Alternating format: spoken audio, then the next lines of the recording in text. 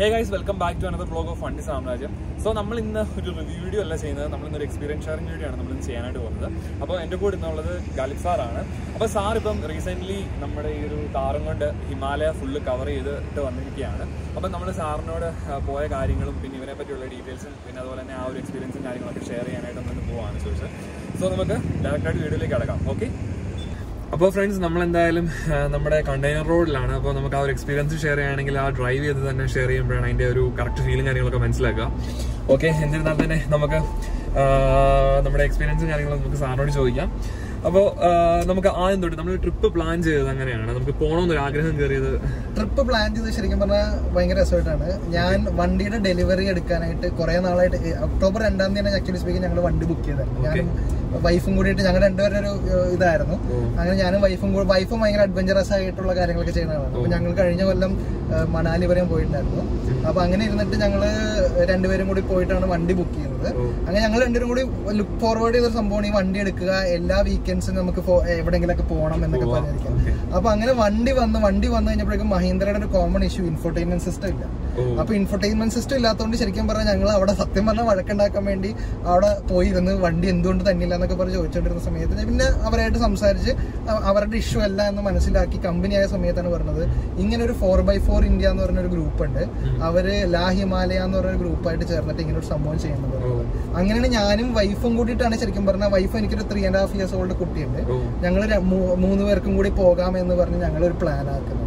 അങ്ങനെ പ്ലാൻ ആക്കി ഞങ്ങൾ വണ്ടി എടുത്ത് കഴിഞ്ഞപ്പോഴേക്കും ഞങ്ങൾ എന്തായാലും പോകാമെന്ന് പറഞ്ഞിരിക്കുമ്പോഴേക്കും വൈഫിന്റെ ഫാദറിന് ചെറിയൊരു ഹെൽത്ത് ഇഷ്യൂ കാരണം വരാൻ പറ്റില്ല. എന്നാലും ഇത് ലാസ്റ്റ് വിന്റർ എക്സ്പെഡീഷൻ ആണ് എന്നുള്ളത് അറിയാവുന്നത് കൊണ്ട് ഞാൻ എന്തായാലും പോകണം തീരുമാനിച്ച് ഞാൻ അങ്ങനെ ഇറങ്ങുകയാണ് ചെയ്യുന്നത്. അപ്പൊ മിനിമൽ ഡ്രസ്സ് കാര്യങ്ങളൊക്കെ പാക്ക് ചെയ്ത് ഞങ്ങൾ ഇതിന്റെ വീഡിയോസ് ഒക്കെ ഉണ്ട്. ഭയങ്കര എന്താ പറയാ ഭയങ്കരമായിട്ട് ശരിക്കും പറഞ്ഞാൽ ഭയങ്കര ബൂസ്റ്റായിരുന്നു. ശരിക്കും ഭയങ്കര ബൂസ്റ്റായിരുന്നു. അങ്ങനെ ആ വീഡിയോസ് ഒക്കെ കണ്ടിട്ട് ഞാൻ ഇവിടുന്ന് പോവുക ചെയ്യുന്നത്. എന്നിട്ട് ഞാൻ ഇവിടുന്ന് ഒറ്റയ്ക്ക് ഡ്രൈവ് ചെയ്ത് നമ്മള് നാർക്കണ്ട എന്ന് പറഞ്ഞ സ്ഥലത്താണ് എല്ലാവരും കൂടെ ഒത്തുപോകുന്നത്. നാർക്കണ്ട എന്ന് പറഞ്ഞാൽ ശരിക്കും പറഞ്ഞാൽ ഷിംല കഴിഞ്ഞിട്ടുള്ള ഒരു ഏരിയയാണ് നാർക്കണ്ട എന്ന് പറയുന്നത്. അപ്പൊ നമ്മള് ചണ്ഡീഗഡ് വരെയും ഒറ്റയ്ക്ക് ട്രാവൽ ചെയ്തു. ചണ്ഡീഗഡിൽ നിന്ന് ശരിക്കും പറഞ്ഞാല് ഇന്ത്യയുടെ പല ഭാഗത്തു നിന്നുള്ള കുറെ ആൾക്കാരുണ്ടായിരുന്നു. അപ്പൊ നമുക്കൊരു ഗ്രൂപ്പ് ഉണ്ടായിരുന്നു. ആ ഗ്രൂപ്പിൽ കോർഡിനേറ്റ് ചെയ്ത് 2-3 വണ്ടികളും കൂടി ഞങ്ങൾ അവിടെ നിന്ന് നാർക്കണ്ട പോയി. നാർക്കണ്ടയിൽ ഞങ്ങൾ ശരിക്കും പറഞ്ഞ ഫസ്റ്റ് ഈവനിങ്ങില് ഒരു 12 വണ്ടികളുണ്ടായിരുന്നു. ഒരു 30 ആൾക്കാരുണ്ടായിരുന്നു. ഞങ്ങൾ എല്ലാവരും ഭയങ്കര കമ്പനിയായി. ഒരു രസകരമായ സംഭവം എന്ന് പറഞ്ഞാൽ ഒരിക്കലും ഒരു ഗ്രൂപ്പ് ഇത്രയും പെട്ടെന്ന് ഇതാവുന്നതാണ്. എനിക്കൊന്ന് ലൈക്ക് മൈൻഡഡ് അഡ്വഞ്ചറിന് വന്ന ആൾക്കാരായതുകൊണ്ടായിരിക്കണം ഞങ്ങൾ ഭയങ്കര ഇതായി. അതായത് അതിനകത്ത് ഏറ്റവും പ്രായം കുറഞ്ഞ കണ്ടസ്റ്റന്റിന്റെ ഏജ് എന്ന് പറഞ്ഞാൽ 3.5 years 3.5 years 4.5 years 5 years അങ്ങനെ 3 കുട്ടികളുണ്ടായി. എന്റെ മോനും കൂടെ ഉണ്ടായിരുന്നെങ്കിൽ ഒരു 3.5 കൂടെ ഉണ്ടായിരുന്നു. അപ്പൊ അങ്ങനെ ഉള്ളവര് പിന്നെ ഈവൻ ശരിക്കും പറഞ്ഞാൽ ഞങ്ങള് കുറെ പരിചയപ്പെട്ട് കഴിഞ്ഞപ്പോൾ അവർ റിവീൽ തന്നെ ചെയ്തോളൂ. പൂനെയിലെ ഒരു രാജകുടുംബത്തിലെ ഒരു ഫാമിലി ഉണ്ടായിരുന്നു. പക്ഷെ എല്ലാവരും നമ്മൾ ഭയങ്കര ജെല്ലായിരുന്നു. 62 years ആയിരുന്നു ഒരു കപ്പിളിന്റെ ഏജ്. നല്ലതായിരുന്നു. ഞങ്ങൾ നാർക്കണ്ടയിൽ വെച്ചിട്ട് ഫസ്റ്റ് ക്യാമ്പ് ഫയറിൽ എല്ലാവരും അങ്ങോട്ടും ഇങ്ങോട്ടും പരിചയപ്പെട്ടു. എല്ലാവരും ലൈക്ക് മൈൻഡഡ് ആണെന്ന് മനസ്സിലാക്കി ഞങ്ങള് അവിടെ കൂടുക ചെയ്തത്. ഫസ്റ്റ് ഡേ ഞങ്ങള് സാംഗ്ല എന്ന് പറഞ്ഞ സ്ഥലത്തേക്കാണ് പോയത്. സാംഗ്ല അവിടെ നിന്ന് 8 മണിക്കൂറോളം ഡ്രൈവ് ഉണ്ട്. തുടങ്ങിയപ്പോൾ നമുക്ക് അങ്ങനെ വലിയ ത്രില്ല് വാക്കി ടോക്കി ഒക്കെ ഉണ്ട്. കോൺവോ ആയിട്ട് പോകും. നമുക്ക് വലിയ ത്രില്ലൊന്നും ഫീൽ ചെയ്തില്ല. വഴി പ്രോഗ്രസ് ചെയ്യുന്തോറും വഴിയുടെ ഡേഞ്ചർ നമുക്കിങ്ങനെ ഡിസ്കവർ ആയി വന്നു. പല സ്ഥലങ്ങളിലും ഒരൊറ്റ വണ്ടി പോകുള്ളൂ. സൈഡിലേക്ക് നോക്കിക്കഴിഞ്ഞാൽ പേടിയാകും. അങ്ങനെയൊക്കെ പോയിക്കൊണ്ടിരുന്നു. പക്ഷെ ഇടയ്ക്ക് വെച്ച് എന്ത് പറ്റുന്ന വെച്ചിട്ടുണ്ടെങ്കിൽ ഞങ്ങളുടെ കൂട്ടത്തിൽ ഉണ്ടായിരുന്ന ഒരു വണ്ടി ബ്രേക്ക് ഡൗൺ ആയി കഴിഞ്ഞപ്പോഴേക്കും കുറേ സമയം നമുക്ക് അവിടെ നഷ്ടപ്പെട്ടു. ഞങ്ങള് ശരിക്കും അഡ്വഞ്ചർ തുടങ്ങുന്നത് ഫസ്റ്റ് ഡേ, അതായത് ഫസ്റ്റ് നൈറ്റ് കഴിഞ്ഞ് ഫസ്റ്റ് ഡേ ഞങ്ങൾ യാത്ര തുടങ്ങി. ഒരു 2 മണിക്കൂർ കഴിഞ്ഞപ്പോൾ ഫ്രണ്ടിൽ ലോറി വട്ടം കിടന്നിട്ട് ബ്രേക്ക് ഡൗൺ ആയി. അപ്പൊ ഞങ്ങൾ റിവേഴ്സ് എടുത്തിട്ട് എന്നാൽ ശരി നമുക്കൊരു off roading track already start ചെയ്യാന്നുള്ള ഓഫ് റോഡിങ് റോട്ടിൽ കൂടെ ഓൾറെഡി സ്റ്റാർട്ട് ചെയ്യാന്നുള്ള ധാരണയിൽ ഞങ്ങൾ തീരുമാനം എടുത്ത് ഞങ്ങൾ എല്ലാവരും വണ്ടി ടേൺ ചെയ്തപ്പോഴാണ് കൂടെ ഉള്ളൊരു വണ്ടിയുടെ ഗിയർ ഫെയിൽ ആയി. അങ്ങോട്ടും ഇങ്ങോട്ടുള്ള രീതിയിൽ അതവിടെ കിടക്കാൻ തുടങ്ങി. കുറെ സമയം അങ്ങനെ പോയി. പിന്നെ അവസാനം 2 വണ്ടി അവിടെ ഇട്ടിട്ട് ഞങ്ങള് ബാക്കി എല്ലാവരും കൂടിയിട്ട് ഈ പറഞ്ഞ ഓഫ് റോഡിങ് ഇതിലൂടെ പോയി. അത് ഭയങ്കര രസമുള്ള ഒരു ട്രാക്കായിരുന്നു. ശരിക്കും പറഞ്ഞാല് ആരും പോകാത്ത ട്രാക്ക്, ഗൂഗിൾ മാപ്പിന് പോലും അറിയില്ലാത്തൊരു ട്രാക്ക്. ഭയങ്കര ഈ വിർജിൻ റോഡ്സ് എന്നൊക്കെ പറയും അതുപോലത്തെ വിർജിൻ റോഡ്സ്. ഭയങ്കര രസകരമായിട്ടുള്ള റോഡാണ്. ശരിക്കും എക്സ്പീരിയൻസ് ചെയ്യേണ്ട റോഡാന്ന് പറയും. കാരണം എനിക്ക് തോന്നുന്നത് ഈ ഗ്രൂപ്പുകാർ പോലും ആ വഴി പോയിട്ടില്ല, ഫസ്റ്റ് ടൈമാണ്. കാരണം ഞങ്ങൾ ചോദിച്ചാണ് പോകുന്നത് ഗ്രാമത്തിന്റെ ഇടയിൽ കൂടെ, എന്നാൽ റോഡ് തന്നെ ഇല്ല എന്ന് പറയാം ആ രീതിക്ക്. അങ്ങനെ ഞങ്ങൾ പോയി ഉച്ചഭക്ഷണം 2 മണി എന്നുള്ളത് ഞങ്ങൾ പ്ലാൻ ചെയ്ത് 4:30 മണിക്കാണ് ഉച്ചഭക്ഷണം കഴിക്കുന്നത്.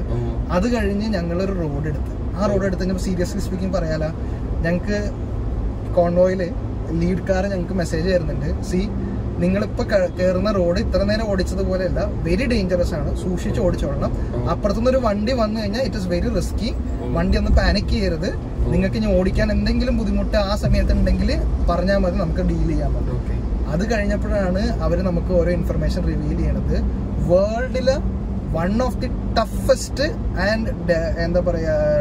ആൻഡ് ഡിഫിക്കൾട്ട് റോഡ്സ് ടു ഡ്രൈവിലാണ് ഞങ്ങൾ പോയിക്കൊണ്ടിരുന്നത്.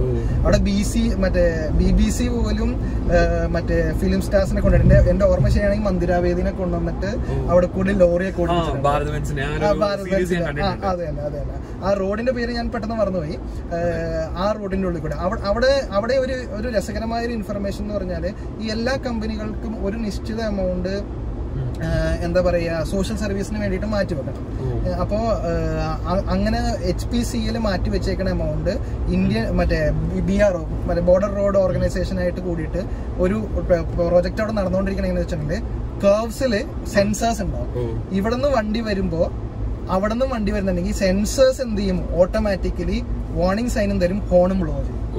അങ്ങനെ ഒരു അടിപൊളി പ്രൊജക്ട് അവിടെ നടന്നുകൊണ്ടിരിക്കുന്നത്. അപ്പൊ ഇതിന്റെയൊക്കെ ഇടയിൽ കൂടെ ഞങ്ങൾ പോയി ബഞ്ചാര ക്യാമ്പ്സ് എന്ന് പറഞ്ഞിട്ട്, ശരിക്കും പറഞ്ഞ ഒരു ഗ്രാമത്തിന്റെ അകത്ത് അവര് വേറെ കാര്യമുണ്ട്, ഈ പറഞ്ഞ സ്ഥലങ്ങളിലൊന്നും നമ്മളൊരു ഷിംലക്കാർ ഒരു ഹിമാചൽ പ്രദേശുകാരനായാൽ പോലും ലാൻഡ് വാങ്ങിക്കാൻ പറ്റില്ല. ട്രൈബൽസ് ഓൺഡ് ലാൻഡിൽ ട്രൈബൽസിന്റെ ഇടയിൽ ഇവര് കുറച്ച് പേര് കൂടിയിട്ട് ഒരു റിസോർട്ട് പണിതേക്കണുണ്ട്, ലീസിനെടുത്ത്. ആ റിസോർട്ടിൽ ഞങ്ങൾ താമസിച്ച് അത് കഴിഞ്ഞിട്ട് പിറ്റേ ദിവസം രാവിലെ ഞങ്ങൾ ഇന്ത്യയിലെ ലാസ്റ്റ് വില്ലേജായ ചിറ്റ്കുൾ എന്ന് പറഞ്ഞ സ്ഥലത്ത് പോവാണ്. അപ്പൊ സമ്മറാണ്, ആക്ച്വലി സമ്മർ സ്റ്റാർട്ട് ചെയ്തു. അപ്പൊ അതുകൊണ്ട് ഞങ്ങൾ സ്നോ എക്സ്പെക്ട് ചെയ്യണ്ട എന്ന് പറഞ്ഞ് ഞങ്ങള് ചിറ്റ്കുളിൽ പോയി. ചിറ്റ്കുള് ടിബറ്റ് ബോർഡറിലെ ലാസ്റ്റ് വില്ലേജാണ്. അങ്ങനെ ഞങ്ങൾ ടിബറ്റ് ബോർഡറിലെ ലാസ്റ്റ് വില്ലേജിൽ പോയിട്ട് ഞങ്ങൾ അവിടെ ഇരുന്ന് ഭക്ഷണം കഴിച്ച് ചായ കുടിച്ചുകൊണ്ടിരിക്കുമ്പോ പയ്യെ എന്തോ ഇങ്ങനെ വീഴാണ്. അപ്പൊ ഞങ്ങക്ക് മനസ്സിലായില്ല. പെട്ടെന്ന് നോക്കി കഴിഞ്ഞപ്പോഴേക്കും സ്നോ നിന്ന നിപ്പില് ഈ സ്നോ ഭയങ്കര സ്നോ ആയി. ഞങ്ങളെല്ലാവരും അത് ശരിക്കും എൻജോയ് ചെയ്ത്, ചിലവരൊക്കെ ഈ പ്രായമുള്ളവരൊക്കെ വണ്ടി കയറിയെങ്കിൽ ഞങ്ങളൊക്കെ ശരിക്കും എൻജോയ് ചെയ്ത് മാക്സിമം വീഡിയോസ് എടുക്കാൻ പറ്റുന്നൊക്കെ നമ്മൾ വീഡിയോസ് ഒക്കെ എടുത്ത് അത് കഴിഞ്ഞിട്ട് ഞങ്ങളെല്ലാവരും കൂടി വണ്ടിയിൽ ആദ്യത്തെ സ്നോ ഡ്രൈവാണ്. അതിന്റെ ത്രില്ല് ശരിക്കും പറഞ്ഞ് മനസ്സിലാക്കാൻ പറ്റില്ല. അത്രയും ത്രില്ലില് സ്നോ ഇങ്ങനെ പെയ്തുകൊണ്ടിരിക്കണം. നമ്മള് വാഷറൊക്കെ ഇട്ട് പോകുന്നു. കുറച്ചേരം വാഷർ വർക്ക് ചെയ്യണല്ലോ, കാരണം എന്താ കട്ടേ അത്രയും പെട്ടെന്ന് ടെമ്പറേച്ചർ ചേഞ്ച് -7 പോകുന്നു. ഞങ്ങള് എൻജോയ് ചെയ്ത് അന്ന് അവിടെ തിരിച്ചു. അത് കഴിഞ്ഞിട്ടാണ് നമ്മൾ എന്ത് ചെയ്യുന്നത്, കാസ എന്ന് പറഞ്ഞിട്ട്, ശരിക്കും പറഞ്ഞാൽ സ്പിതി കാസ എന്ന് പറഞ്ഞു കഴിഞ്ഞാൽ ശരിക്കും പറഞ്ഞാൽ നമുക്ക് ഇന്ത്യയില് ഹിമാലയാസിന്റെ ഏറ്റവും അടുത്തേക്ക് പോകാൻ പറ്റുന്നത് അവിടെ വരെയാണ്. സ്പിതി എന്ന് പറഞ്ഞ സ്ഥലത്താണ്. കാസ സ്പിതി ഒക്കെ ഓരോ വില്ലേജസ് ആണ്. കാസയിലാണ് നമ്മൾ സ്റ്റേ ചെയ്യുന്നത്. കാസ സ്പിതി. അപ്പൊ അങ്ങോട്ട് പോകുന്ന വഴിക്ക് ഞങ്ങളൊരു മൊണാസ്ട്രി കയറി. മൊണാസ്ട്രിയിൽ 500 വർഷം പഴയ ഒരു മമ്മീനെ കിട്ടിയിട്ടുണ്ട്. അപ്പൊ ആ മമ്മീനെ ജസ്റ്റ് ഒന്ന് കണ്ട്, അവിടുത്തെ ഒരു പ്രത്യേകത എന്താണെന്ന് വെച്ചാൽ അവിടെ ചെന്ന് കഴിഞ്ഞാൽ നമ്മൾ ഇന്ത്യയിൽ തന്നെയാണ്, പക്ഷെ ഐഫോണിൽ മാത്രമല്ല, ആൻഡ്രോയിഡിൽ പിടിക്കില്ല. ഐഫോണില് ആ സമയത്ത് ടിബറ്റിലെ ടൈമാണ് കാണിക്കുന്നത്. ദാറ്റ് ഇസ് ലൈക്ക് 1.5 hours ആണ് 2 hours ആണെന്ന് അറിയില്ല, മുമ്പിലാണ്. അപ്പൊ നമുക്ക് അത് കാണാം. പിന്നെ ടിബറ്റിന്റെ ബങ്കേഴ്സ് കാണാം, ഇന്ത്യൻ ബങ്കേഴ്സ് കാണാം. അതൊരു ഭയങ്കര എക്സ്പീരിയൻസ് ആണ്. പക്ഷെ ഇവിടേക്ക് ഒരു പ്രശ്നം എന്ന് വെച്ച് കഴിഞ്ഞാൽ വിശന്നിട്ട് രക്ഷ ഉണ്ടാവില്ല, കാരണം ഭക്ഷണം കുറവാണ്. അപ്പൊ ഇവര് എവിടെ നിന്നോ സമൂസയൊക്കെ സംഘടിപ്പിച്ച്, അന്നൊക്കെയാണ് സമൂസക്ക് അത്ര ടേസ്റ്റ് ഒക്കെ. ഞങ്ങള് അത് കഴിഞ്ഞിട്ട് ഞങ്ങൾ കാസയിൽ പോയി. കാസയിൽ 2-3 പ്രത്യേകതകളുള്ളത്. ഒന്ന്, കാസയിലെ ഹോട്ടൽസിൽ ഞങ്ങൾ താമസിച്ചത് ലോക്കൽസിന്റെ വീട്ടിലാണ്. അപ്പൊ അവര് ഒരു ഹോം സ്റ്റേ പോലെ റൺ ചെയ്യണമെങ്കിൽ നമ്മുടെ മതത്തെ ഹോം സ്റ്റേ അല്ല, അവര് താമസിക്കുന്ന വീടിന്റെ അകത്ത് തന്നെ നമ്മൾ താമസിക്കുന്ന റൂമിന്റെ ഇപ്പുറത്തായിരിക്കും അവരുടെ ഉടമസ്ഥൻ താമസിക്കുന്നത്, അല്ലെങ്കിൽ പിള്ളേര് താമസിക്കുന്നത്. അവരുടെ കിച്ചണിൽ നിന്ന് തന്നെ ഫുഡ് ഉണ്ടാക്കി അവരുടെ കൂടെ തന്നെ ഡൈനിങ് ടേബിളിൽ ഇരുന്നൊക്കെയാണ് ഫുഡ് കഴിക്കുന്നത്. 2 വിഷയം ഉണ്ടായിരുന്നത്. ഞങ്ങള് ബഞ്ചാര ക്യാമ്പ്സിൽ നിന്ന് സാങ്കളയിൽ നിന്ന് പോരുമ്പോ തന്നെ പറഞ്ഞ് കാസയിൽ ചെന്ന് കഴിഞ്ഞാൽ 3 ദിവസം കുളിയില്ല. വെള്ളത്തിന് എന്താ വെച്ച് കഴിഞ്ഞാല് അവര് 3 കിലോമീറ്ററോളം നടന്നു പോയിട്ടാണ് വെള്ളം ഒഴിക്കുന്നത്. കാരണം വെള്ളം എല്ലാം ഫ്രീസാണ്. ചില ഏരിയകളിൽ മാത്രമേ നമുക്ക് വെള്ളം കിട്ടും. വെള്ളം കൊണ്ടുവരുന്നത്. അപ്പൊ അവര് പറഞ്ഞ് ഡോണ്ട് ആസ്ക് ഫോർ വാട്ടർ, വെള്ളം ബാത്റൂമിലൊക്കെ ഉണ്ടാകും. അതും ശരിക്കും പറഞ്ഞാൽ ഞങ്ങൾ 1 മാസം മുന്നേയാണ് പോയെങ്കിൽ ബാത്റൂം എന്ന് പറഞ്ഞ കോൺസെപ്റ്റ് ഇല്ല, ഡ്രൈ ടോയ്ലറ്റ് ആണ്. അതായത് ഭൂമിയിൽ കുഴി കുഴിച്ചിട്ട് അതിനകത്ത് നമ്മൾ എന്താന്ന് വെച്ചാൽ ചെയ്യുക, മണ്ണിട്ട് മൂടുക എന്നുള്ളത്. കാരണം വെച്ചിട്ടുണ്ടെങ്കിൽ സീവേജ് പൈപ്പ് പോലും ഈ നെഗറ്റീവിൽ കട്ട് ആയിട്ടുണ്ടാവും, ഫ്രീസ് ആയിട്ടുണ്ടാവും. അപ്പൊ ഇതിപ്പോ കുറച്ചും കൂടി ഇതായത് കൊണ്ട് അവരെന്തെന്ന് വെച്ചിട്ടുണ്ടെങ്കിൽ രാവിലെ തന്നെ ഇവിടുത്തെ ഈ ഞങ്ങൾ താമസിച്ച അവിടുത്തെ ബാബിനെ ഞങ്ങൾ വിളിക്കുന്നത്, ബാബി രാവിലെ തന്നെ 5 മണിക്ക് എണീച്ചിട്ട് ഈ സീവേജ് പൈപ്പ് ചൂടാക്കും, ഒരു ആവി പ്രത്യേക തരത്തിലേക്ക് കടത്തി വിടുന്നത്. അങ്ങനെയാണ് ഈ പൈപ്പ് റെഡിയാക്കുന്നത്. അത് പക്ഷെ കഴിഞ്ഞ മാസത്തിനാണ് സംഭവിക്കില്ലായിരുന്നു, ഈ മാസം സംഭവിച്ചു. അങ്ങനെ ഞങ്ങള് ബാത്റൂമിലൊക്കെ പോയി ഫ്രഷ് ആയിട്ടാണ് ഞങ്ങൾ എന്ത് ചെയ്യുന്നത്. പോലീസ് ഡിപ്പാർട്ട്മെന്റ് അടുത്ത് നമുക്ക് അതിന് മുമ്പ് ആ വില്ലേജിലേക്ക് കടക്കണം, കോവിഡ് ടെസ്റ്റ് ചെയ്യുന്നുണ്ട്. ഞങ്ങൾ കോവിഡ് ടെസ്റ്റ് ചെയ്തു. ഞങ്ങൾക്ക് മറ്റേ എവിടെയെങ്കിലും പോകണമെന്നുണ്ടെങ്കിൽ പോലീസ് ഡിപ്പാർട്ട്മെന്റ് പെർമിഷൻ തരും. പോലീസ് ഡിപ്പാർട്ട്മെന്റ് പറഞ്ഞാൽ എവിടെയും പോകാൻ പറ്റില്ല.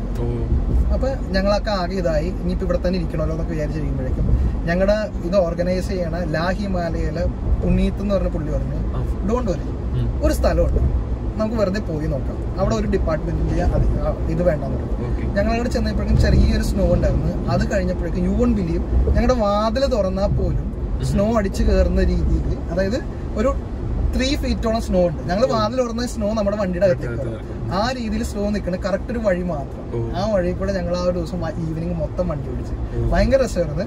ആ ഓടിക്കുന്ന രീതിക്ക് നമുക്ക് എന്ത് പറ്റിയെന്ന് വെച്ചിട്ടുണ്ടെങ്കിൽ കുറച്ച് വണ്ടികളുടെ ഇടയിൽ വെച്ചിട്ട് സ്നോ ഈ പാത്തിന്ന് മാറിപ്പോ അതിലേക്ക് ഇടിച്ച് കയറി. അപ്പൊ ഞങ്ങൾക്ക് ഇറങ്ങേണ്ടി വന്നു. ഇറങ്ങുമ്പോൾ വാതിൽ ഓർക്കുമ്പോൾ ഇത് കയറുന്നത് നമുക്ക് ഭയങ്കര എക്സ്പീരിയൻസ്, നമ്മൾ മുങ്ങി പോണ മാതിരി നടന്ന് പോയി അവരെയൊക്കെ ഇതാക്കണം. അങ്ങനെ ആ ഒരു ഡേ ഞങ്ങൾ വളരെ രസമായിട്ട് തോന്നി. പിന്നത്തെ ഒരു 2ാമത്തെ ദിവസമാണ് ഞങ്ങൾ ശരിക്കും പറഞ്ഞിട്ടുണ്ടെങ്കിൽ കുൻസും പാസ് എന്ന് പറയും. അതായത് ആ പാസ്, കുൻസും പാസ് എന്ന് പറഞ്ഞാല് നമുക്ക് സ്പിതിയിൽ നിന്ന് ഈ കുൻസും പാസ് കയറി ഇറങ്ങി കഴിഞ്ഞാൽ നമ്മൾ മണാലിയിലെത്തും. ശരിക്കും സ്പിതി ഇവിടെയും മണാലി ഇവിടെയാണ്, അതായത് ഒരു മലയുടെ അപ്പുറം ഇപ്പുറയാണ്. പക്ഷെ ഈ മല കയറി ഇറങ്ങാൻ പറ്റും. പക്ഷെ ദാറ്റ് വാസ് അത് ഞങ്ങൾക്ക് എല്ലാ ദിവസവും രാവിലെ നമുക്ക് ബ്രീഫിംഗ് ഉണ്ട്. രാവിലെ 8 o'clock അസംബ്ലി ചെയ്യാൻ പറഞ്ഞു. 8 o'clock അസംബ്ലി ചെയ്ത് ഭക്ഷണം കഴിച്ച് 9 ആയപ്പോഴേക്കും ഞങ്ങൾ പാർക്കിംഗ് ലോട്ടിൽ എത്തിക്കഴിഞ്ഞപ്പോഴേക്കും പാർക്കിംഗ് ലോട്ടിൽ എത്തിക്കഴിഞ്ഞപ്പോഴേക്കും പുള്ളി പറഞ്ഞു, today is going to be a very adventurous day and a very dangerous day. Adventure എന്ന് പറയുമ്പോൾ ഒബ്വിയസ്ലി എന്താണ്, ഡേഞ്ചർ ഉണ്ടാവും.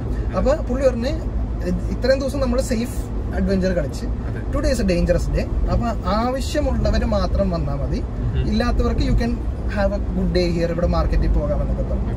അപ്പൊ ടു മൈ സർപ്രൈസ് എല്ലാവരും റെഡിയാണ്.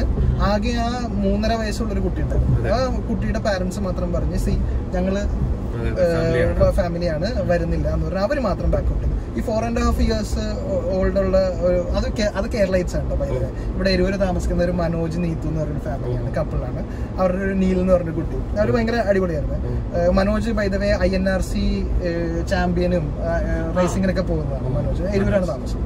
അപ്പോൾ ഈ Manoj bhai, to my surprise Manoj bhai ഒക്കെ പറയുമ്പോൾ പോകാമെന്ന് പറഞ്ഞു. അങ്ങനെ ഞങ്ങൾ ഈ കുഞ്ചുംബാസ് കയറുന്നത്. കുഞ്ചുംബാസ് കയറുമ്പോൾ പല വണ്ടികളും അതിൻ്റെ ഇടയിൽ ബ്രേക്ക് ഡൗൺ ആവുന്നുണ്ട്. ഞങ്ങൾക്കൊരു അൾട്ടൂറാസ് ഉണ്ടായിരുന്നു, അൾട്ടൂറാസ് ബ്രേക്ക് ഡൗൺ ആയി, ജീപ്പ് കോമ്പസ് ബ്രേക്ക് ഡൗൺ ആയി. ഇതൊന്നും കയറുന്നില്ല ഈ പാസ്. അപ്പോൾ അത്രയും എന്ന് വെച്ചാൽ ഒരു കാര്യം പറഞ്ഞ് കൂളിംഗ് ഗ്ലാസ് നിർബന്ധമായിട്ട് വേണം. കാരണം ഒന്നുമില്ല, മലയാണ്, വൈറ്റാണ്, കൊക്ക് ഏതാണ്, വഴി ഏതാണ്, ഇപ്പുറത്തെ മല ഏതാണ് ഒന്നും മനസ്സിലാവും.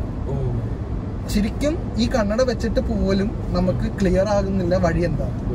അപ്പൊ ഇവര് പറയുന്ന രീതിയിൽ തന്നെ പോണം. ശരിക്കും ഭയങ്കര റിസ്കി ആയിരുന്നു. കേരള ഭയങ്കര റിസ്കി ആയിരുന്നു. അതിൻ്റെ ഇടയില് ഈ സൂസു ഉണ്ടായിരുന്നു ഞങ്ങളുടെ അടുത്ത്. ഈ സൂസുവിന് ബാക്ക് കിടന്ന് തെന്നി കളിക്കുന്നു. പിന്നെ ഞങ്ങൾക്ക് ചെയിൻ ഇടേണ്ടി വന്ന്, അത് ആദ്യ ദിവസം ചെയിൻ ഇട്ടായിരുന്നു കേട്ടോ. ഈ സൂസുവിന് ചെയിൻ ഇടുന്നു, പിന്നെ വേറൊരു താറുണ്ടായിരുന്നു അതിന് ചെയിൻ ഇടുന്നു. പല വണ്ടിക്കും ചെയിൻ ഇടേണ്ടി വന്നു, നമ്മുടെ ഈ വണ്ടിക്ക് ചെയിൻ ഇടേണ്ടി വന്നില്ല. പിന്നെ ലീഡ് കാർ എന്ന് പറഞ്ഞാൽ പ്രാഡ് വരുന്നത്, പ്രാഡ് ഒരു പെട്രോളായിരുന്നു, അതിനും ചെയിൻ ഇടേണ്ടി വന്നില്ല. ഇത് രണ്ടും ഒഴിച്ച് ബാക്കി എല്ലാത്തിനും ചെയിൻ ഇട്ട് പല വണ്ടിയും ടോ ചെയ്യേണ്ടി വന്നു. എന്റെ വണ്ടിയൊക്കെ ടോ ചെയ്യാനുണ്ടായിരുന്നു. അങ്ങനെ പല വണ്ടിയും ടോ ചെയ്ത് നമ്മൾ കുൻസുംബാസിലെത്തി. കുൻസുംബാസിൽ എത്തിക്കഴിഞ്ഞപ്പോൾ അവിടെ ഒരു പ്രത്യേകത എന്ന് പറഞ്ഞു കഴിഞ്ഞാൽ, എത്രയോ നാളില് കറക്റ്റ് അറിയില്ല, പുള്ളി ഫസ്റ്റ് എവർ എന്നാ പറഞ്ഞത്, അതെനിക്കറിയില്ല. എന്തായാലും ഒരു ബിആറോടെ ആൾക്കാരെ ഞങ്ങൾ കണ്ടായിരുന്നു. ഇടയിൽ വെച്ച് റോഡ് ബ്ലോക്കായി, മറ്റേ മണ്ണ് മാന്തി നിന്ന് മണ്ണ് ഇങ്ങനെ മാന്തിക്കൊണ്ടിരിക്കണേ. അപ്പൊ പട്ടാളക്കാരാണല്ലോ. അപ്പൊ അവിടെ ചെന്ന് അവരെ കണ്ടപ്പോഴേക്കും അവർ പറഞ്ഞു യു ക്യാൻ ഗോ, റിസ്ക് ഉണ്ട്. അപ്പൊ ഞങ്ങൾക്ക് ഇവിടം വരെ തന്നെ വന്നത് എങ്ങനെയാണെന്ന് അറിയാട്ടോ. അപ്പൊ അവർ പറഞ്ഞു ഇവിടം വരെ വന്ന മാതിരി അല്ല, മുകളിലേക്ക് ഭയങ്കര റിസ്ക് ആണ്. അപ്പൊ ഈ പുള്ളി വെച്ചാൽ ആറ് റെഡി, ഞങ്ങളെല്ലാരും പറഞ്ഞു ബി ആർ റെഡി, നമുക്കറിയില്ലല്ലോ എന്താ വരാൻ. അപ്പൊ പുള്ളി പറഞ്ഞു എന്നാ ശരി പോകാമെന്ന് പറഞ്ഞു. അപ്പം ബി ആർ ഒക്കാർ പറഞ്ഞു റിസ്ക്കിയാണ്, പക്ഷെ വേണമെങ്കിൽ പോയിക്കോന്നു.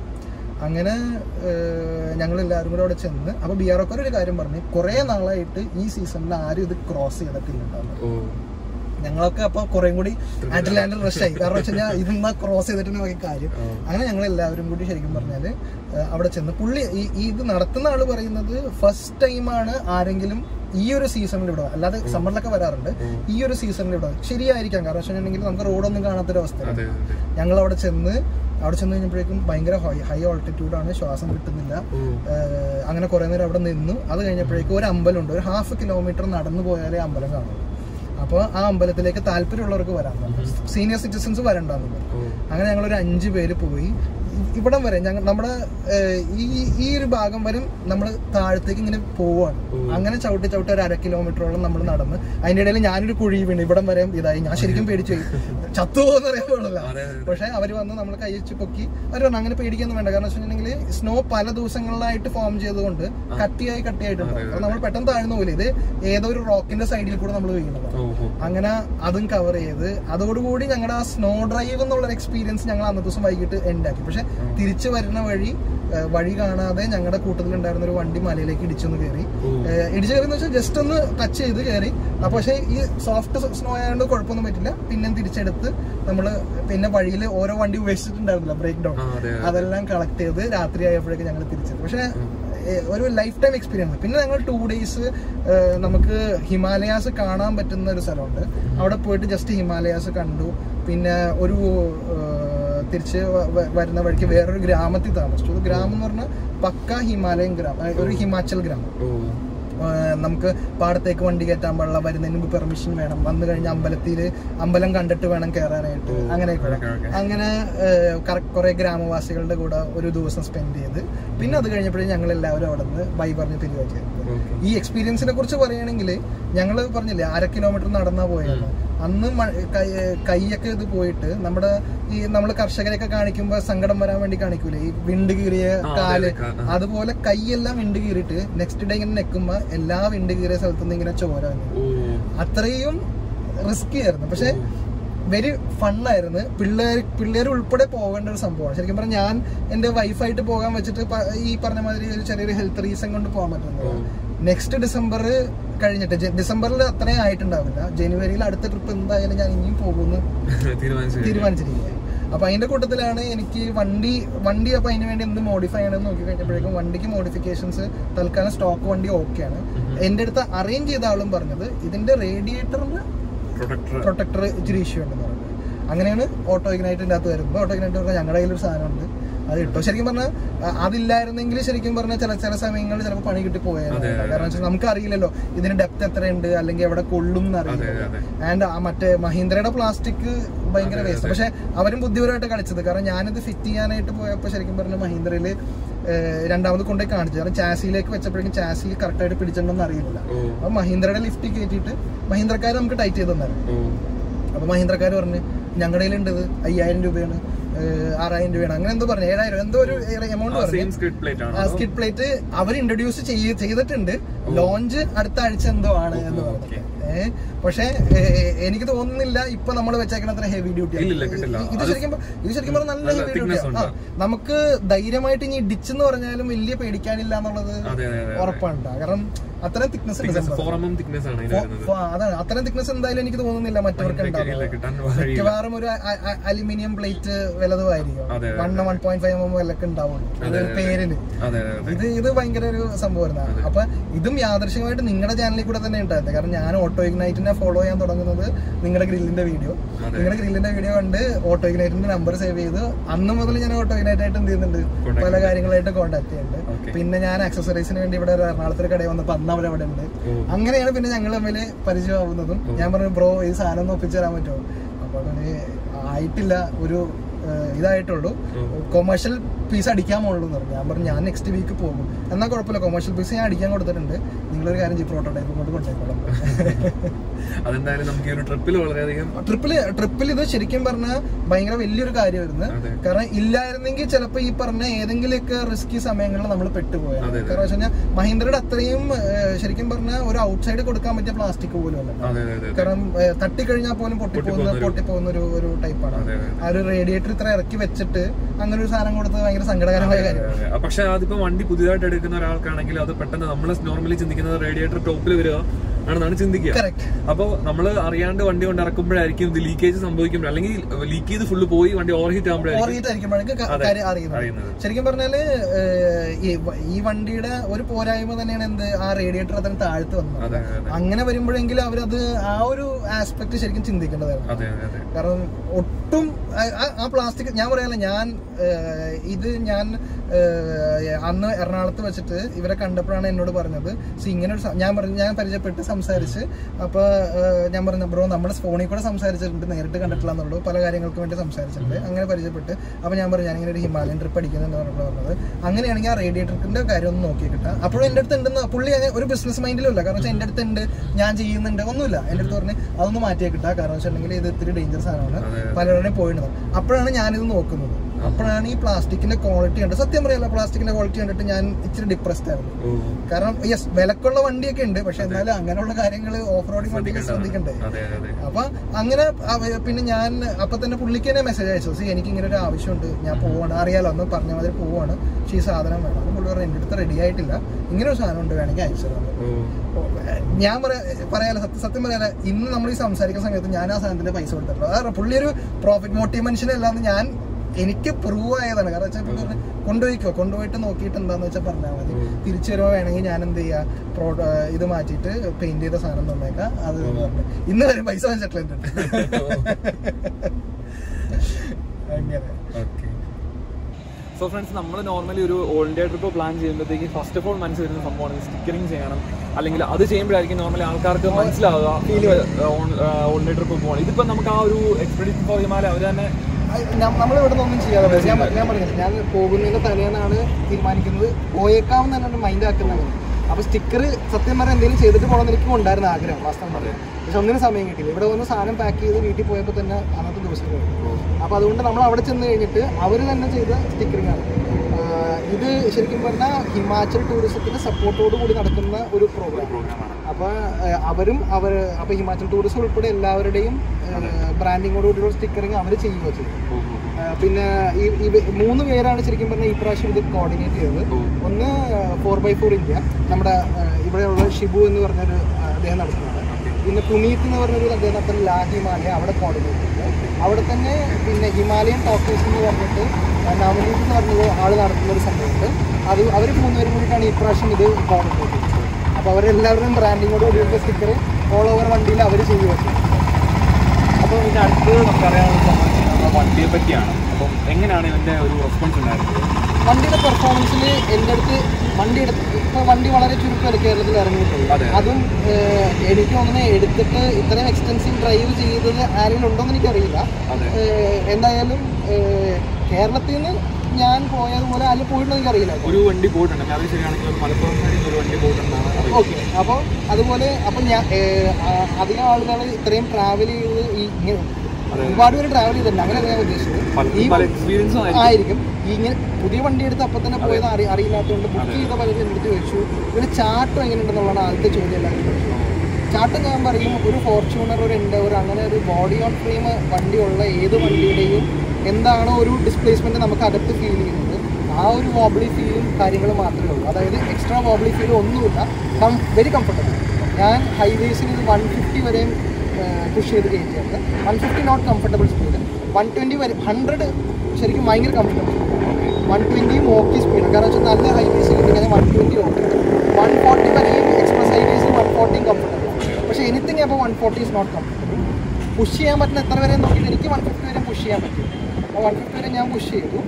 അപ്പോഴും എനിക്ക് അകത്ത് നല്ല റൂൾസിൽ 150 പുഷ് ചെയ്തപ്പോൾ പോലും എനിക്ക് വണ്ടിയിൽ ഭയങ്കരമായിട്ട് നമ്മൾ എടുത്തെറിയുന്നത് പോലെയോ ഒന്നും തോന്നില്ല. As A driver, co passengers ആരും ഉണ്ടായിരുന്നില്ല, അതൊന്നും അറിയില്ല.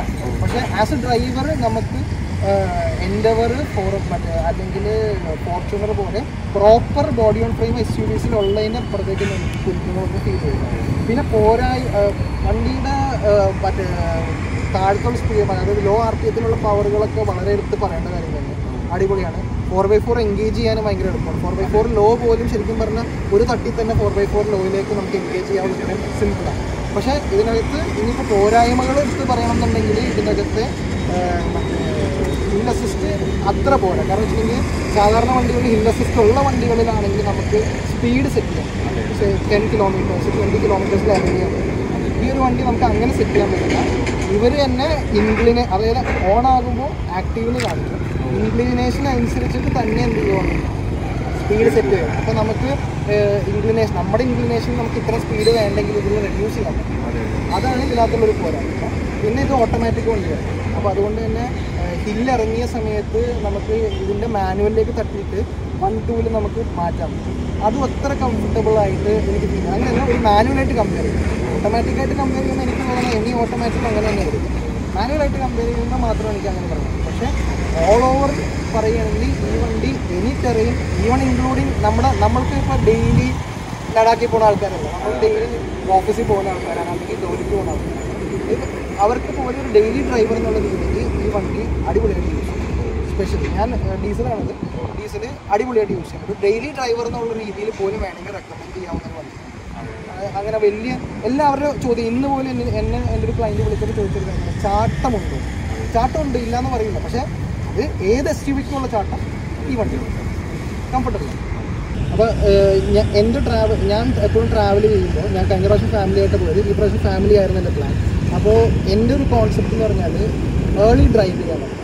5:30 അകത്ത് ഞങ്ങൾ ട്രാവൽ തുടങ്ങും. 5:30 ട്രാവൽ തുടങ്ങിക്കഴിഞ്ഞാൽ നമുക്ക് ഒന്നാമത്തെ കാര്യം നമ്മൾ 8 o'clock അകത്ത് മാക്സിമം നമുക്ക് കവർ ചെയ്യാൻ പറ്റും. ഔട്ട് ഓഫ് കേരള പോയി കഴിഞ്ഞാൽ പിന്നെ സ്പീഡ് റെസ്ട്രിക്ഷൻസ് കുറവാണ്. അപ്പോൾ നമുക്ക് മാക്സിമം കവർ ചെയ്യാൻ പറ്റും. അതാണ് ഒന്നാമത്തെ കാര്യം. രണ്ടാമത്തെ കാര്യം എന്ന് പറഞ്ഞാൽ 5:30 ശേഷം ഞങ്ങൾ വണ്ടി ഡ്രൈവ് ചെയ്യും.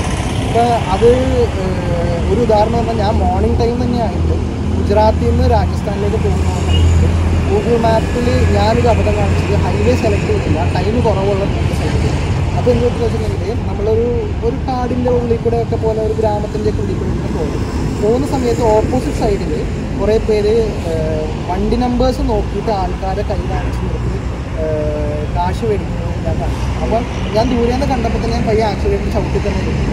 അവർ കുറച്ച് പേര് എൻ്റെ വണ്ടിയുടെ പുറകെ കുറച്ച് നേരം കൂടി ഒരു ഹാഫ് മിനിറ്റ് ഒക്കെ ഉണ്ടാവുള്ളൂ. പക്ഷേ എങ്കിലും കുറച്ച് ദൂരം വരെ എൻ്റെ പിറകിൽ വണ്ടിയൊക്കെ ആയിട്ട് വന്നിട്ടുള്ള സമയത്ത് പക്ഷേ എങ്കിലും നമ്മളത് കവർ ചെയ്ത് പോകും. പക്ഷേ രാത്രിയൊക്കെ ആണെങ്കിൽ ഇങ്ങനൊരു സമയത്ത് ഒന്നാമത്തെ അവർക്ക് പുറകിലോട്ട് പോകണമെന്ന് കാര്യം പറഞ്ഞാൽ പിന്നെ അത് ഗ്രാമത്തിലേക്ക് ഞാൻ വഴി അപ്പോൾ ആൾക്കാരുണ്ടാവും. അപ്പോൾ രാത്രിയൊക്കെ ആകുമ്പോഴേക്ക് ഈ ആളുകൾ കുറയും. അപ്പോൾ അങ്ങനെയൊരു സംഭവം. പിന്നെ രണ്ടാമത്തെ കാര്യം എന്ന് പറഞ്ഞിട്ടുണ്ടെങ്കിൽ ഞാൻ പ്രത്യേകിച്ച് ഒരു സോളോ ഡ്രൈവും കൂടി ആയതുകൊണ്ട് I make sure that okay നമുക്ക് ഭക്ഷണത്തിനുള്ള ടൈമൊക്കെ മിനിമലായിരിക്കും. അപ്പോൾ ഞാൻ എന്ത് ചെയ്ത് വെച്ചിട്ടുണ്ടെങ്കിൽ രാവിലെ വണ്ടി എടുക്കുന്നതിന് മുമ്പ് തന്നെ 4:30 എണീച്ച് കുളിച്ച് വണ്ടി എടുക്കുന്നതിന് മുന്നേ എൻ്റെ കോൺഫ്ലേക്സ് അല്ലെങ്കിൽ മുഷിക്കായിട്ട് എൻ്റെ ഒരു ടെട്രാ പാക്ക് മിൽക്ക് പാക്കറ്റ്സ് ഒക്കെ. അപ്പോൾ അതിൽ ഞാൻ അതൊരു ബൗൾ കഴിച്ചിട്ടാണ് ഇറങ്ങുന്നത്. അപ്പോൾ നമ്മളൊരുവിധം ഫുള്ളായിരിക്കും. നമുക്കൊരു 11-12 മണി വരെ വിശക്കാതെ വണ്ടി പോകാൻ പറ്റും. അത് കഴിഞ്ഞിട്ടും ഞാൻ ചില ദിവസങ്ങളിൽ എന്താ വെച്ചിട്ടുണ്ടെങ്കിൽ ഞാൻ എൻ്റെ കയ്യിൽ പീനട്ട് ബട്ടർ, ജാം, പിന്നെ അങ്ങനെയുള്ള സ്പ്രെഡ്സ് ഒക്കെ ഉണ്ട്.